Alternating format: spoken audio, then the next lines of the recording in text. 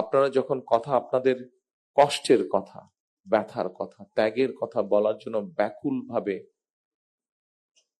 সকলের দৃষ্টি আকর্ষণের চেষ্টা করছিলেন, অস্থিরভাবে প্রকাশ করছিলেন নিজের মনের কষ্টের কথা, তখন আমি এবং নজরুল ইসলাম খান সাহেব বসে একটি সিদ্ধান্ত গ্রহণ করেছি, যা উনি আপনাদের সামনে তুলে ধরেছেন।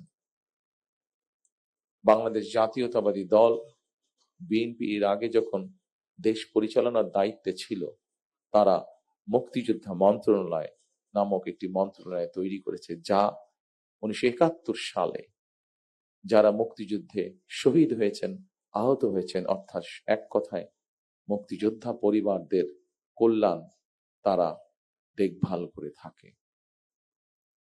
আমরা সিদ্ধান্ত নিয়েছি যে ইনশাল্লাহ বাংলাদেশের মানুষের সমর্থনে বাংলাদেশ জাতীয়তাবাদী দল আগামী দিনে সরকার গঠনে সক্ষম হলে এই শহীদ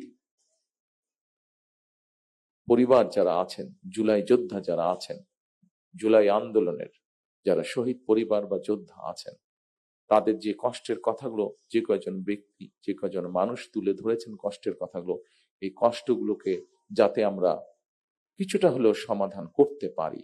যাকে আমরা হারিয়ে ফেলেছি তাকে তো আমরা ফিরিয়ে আনতে পারবো না, কিন্তু যারা পেছনে রয়ে গিয়েছেন সেই পরিবারের সদস্যদের বিভিন্ন সুবিধা অসুবিধাগুলো যাতে দেখভাল করতে পারি এই মুক্তিযোদ্ধা মন্ত্রণালয়, কারণ তারাও একজন মুক্তিযোদ্ধা, তারাও আপনারা মুক্তিযোদ্ধা হিসাবে আপনারা গণ্য।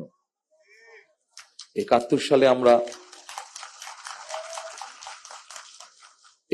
সালে এই দেশের মানুষ, মুক্তিযোদ্ধারা এই দেশের স্বাধীনতা অর্জনের জন্য জীবন দিয়েছিলেন, এই দেশের স্বাধীনতা অর্জনের জন্য যোদ্ধারা ত্যাগ স্বীকার করেছিলেন।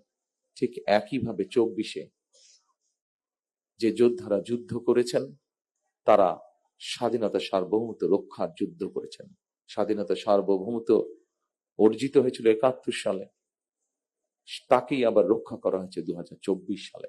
সেজন্যই মুক্তিযুদ্ধ মন্ত্রণালয়ের মধ্যে আমরা আরেকটি ডিপার্টমেন্ট তৈরি করব, যাদের দায়িত্ব হবে এই মানুষগুলোর দেখভাল করা।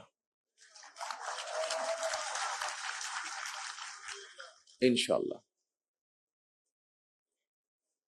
সম্মানিত শহীদ পরিবারের সদস্যবৃন্দ, সম্মানিত জুলাই যোদ্ধারা, দীর্ঘ 1.5 দশকেরও বেশি সময় ধরে চলা ফ্যাসিবাদী বিরোধী আন্দোলনে হাজার হাজার মানুষ গুম হয়েছে, খুন অপহরণের শিকার হয়েছে।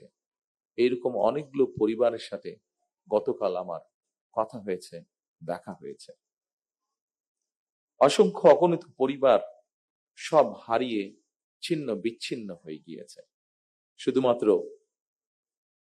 জুলাই গণ অভ্যুত্থানেও 1400-এরও বেশি মানুষ শহীদ হয়েছেন, আহত হয়েছেন 30,000-এর মতন মানুষ। এই 30,000-এর মতন মানুষের মধ্যে এমন কিছু মানুষ আছেন যাদের সংখ্যা 500-র মতন, যাদের কারো এক চোখ অথবা কারো 2 চোখই নষ্ট হয়ে গিয়েছে। পঙ্গু হয়েছেন অনেকে।